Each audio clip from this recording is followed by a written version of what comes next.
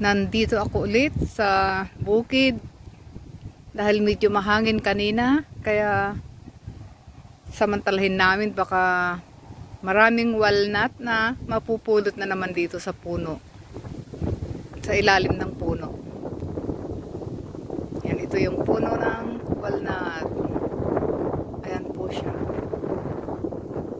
Tingnan natin kung maraming bunga na nalaglag dahil malakas yung hangin. Ito sila. Ayan na po yung nakuha ko. Hindi ko pala pinakita. Ayan, puno na yung bag ko, pero marami pa rin mapupulot. Ito sila. Kung matyaga ka lang, marami kang makukuha.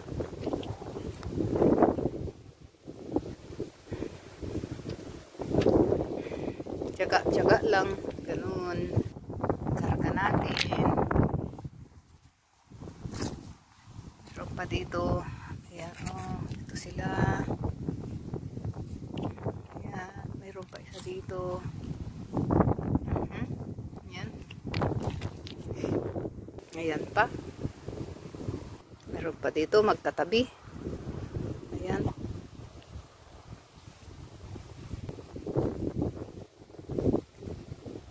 Ayan.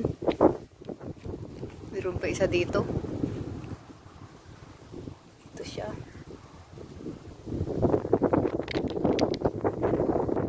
Nalampasan natin.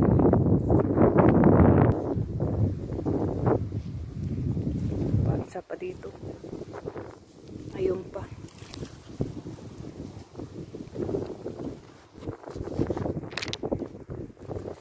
Pinupulot lang dito ang walnut.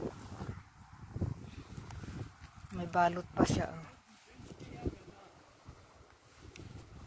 Yung ano ko, yung bag ko. Maghanap ako ng isang pangbag.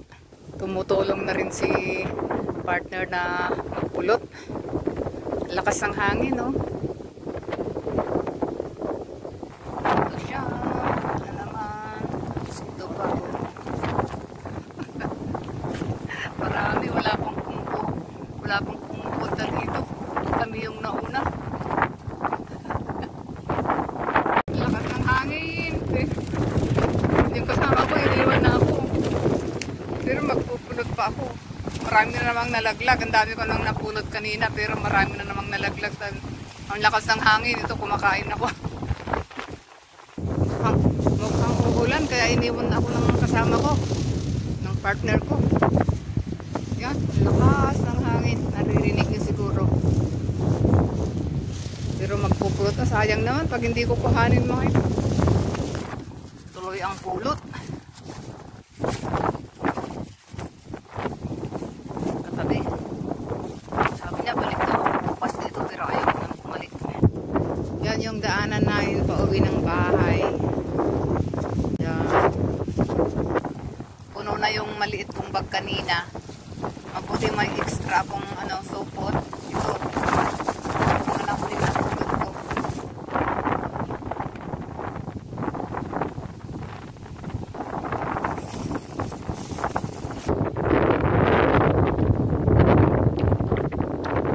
Hindi naman siya umulan.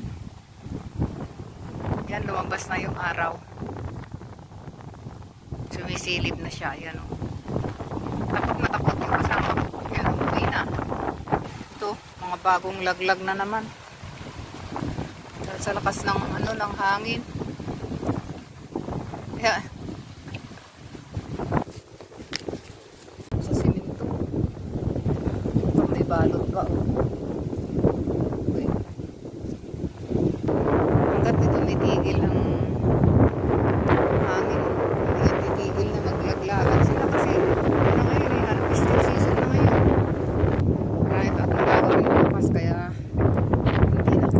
hindi pa ako uuwi. Ngayon ayaw ko nang bumalik dito bukas. Pag tumigil na yung ulan, wala nang malalaglag, uwi na ako. Malakas ng hangin. Yan, ang lakas ng hangin. Yan, nag-uuga-uga. Malalaglag na yan.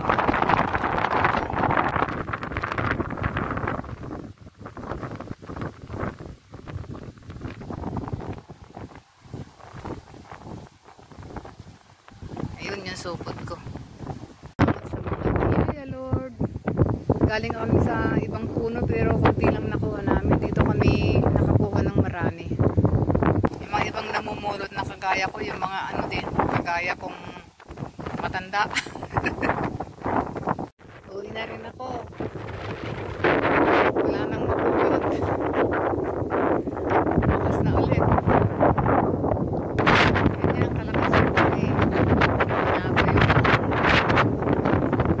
Pero nag-i-enjoy naman ako dito sa bukid. Ayan.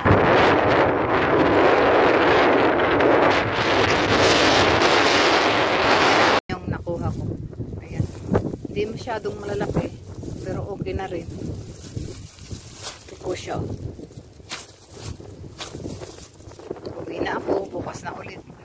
Bukas na ulit. Yan, may walnut pa dyan sa ano, sa bandang unahan. Tingnan natin kung mayroon. Isang puno ng walnut. Tingnan natin kung may mga nalaglag na po. Ah, mayroon. Mas malalaki ang bunga dito. Tingnan mo, oh, ang lalaki. Ito pa isa. Ayun pa isa. Ayan. Ito, pwede pa to. Ito sa Mexico. Malalaki ito. Bibihira lang pero malalaki. Ito pa isa. Ayan. Ang matyaga at masipag, hindi maguguto. Isa meron ako nakita dito kanina. Ayun. Ito, malaki.